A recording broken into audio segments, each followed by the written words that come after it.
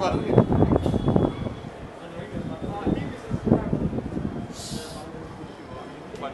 சொன்னாங்க கண்டிஷன்ஸை ஃபாலோ பண்ணுங்கடா, கண்டிஷன்ஸை ஃபாலோ பண்ணுங்கடா.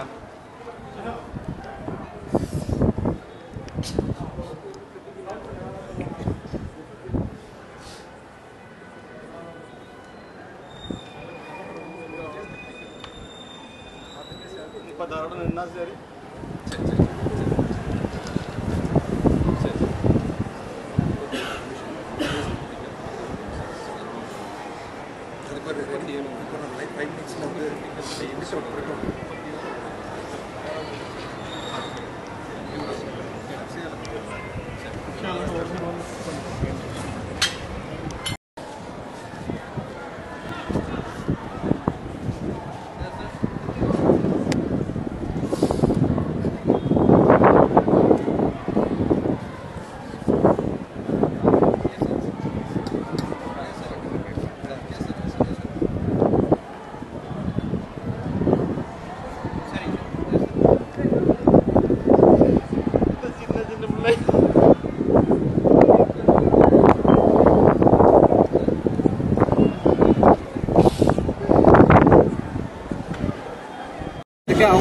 தனியார் மருத்துவமனைக்கு நாங்களும் போய் நேரில் பார்த்தோம். அங்க டாக்டர் சந்திச்சோம். அங்க இருக்க மருத்துவர்களும் சிகிச்சை அளிச்சுட்டு இருக்காங்க.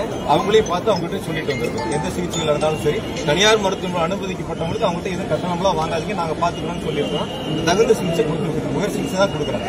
முதலமைச்சர் தான் உத்தரவிட்டாங்க. மாவட்ட ஆட்சியர், காவல்துறை அதிகாரிகள் நேரில் இருந்து அவங்களுக்கு தேவையான அனைத்து உதவிகளையும் செய்யணும், உயர் சிகிச்சை கொடுக்கணும் அப்படிங்கிறது முதலமைச்சருடைய.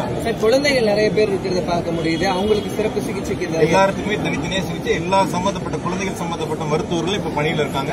முழுவதுமா மருத்துவக் கல்லூரி சேர்ந்திருக்கக்கூடிய அனைத்து சிகிச்சையில இருக்காங்க.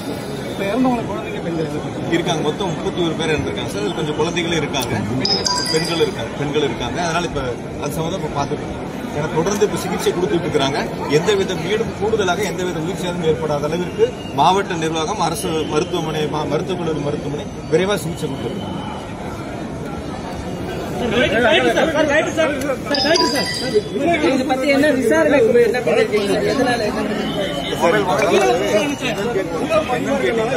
சிகிச்சை முக்கியம், மற்றதெல்லாம் அப்புறம் பேச வழக்கு பதிவு செய்யும். இது முதல்ல சிகிச்சை முடிப்போம். பாதிக்கப்பட்டவங்களுக்கு சிகிச்சை கொடுக்கணும். அதுக்கான எமர்ஜென்சி போயிட்டு இருக்கு. முடியணும். மற்றதெல்லாம் நாளைக்கு பேசுவோம்.